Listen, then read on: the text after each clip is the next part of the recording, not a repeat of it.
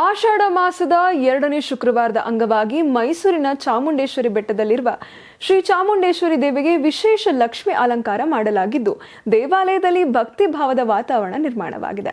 ಇನ್ನು ಆಷಾಢ ಶುಕ್ರವಾರದ ಹಿನ್ನೆಲೆ ಬೆಳ್ಳಂಬೆಳಿಗ್ಗೆಯಿಂದ ಸಾವಿರಾರು ಭಕ್ತರು ಚಾಮುಂಡಿ ಬೆಟ್ಟಕ್ಕೆ ಆಗಮಿಸಿ ಸರತಿ ಸಾಲಿನಲ್ಲಿ ನಿಂತು ದೇವಿಯ ದರ್ಶನವನ್ನು ಪಡೆದುಕೊಂಡಿದ್ದಾರೆ.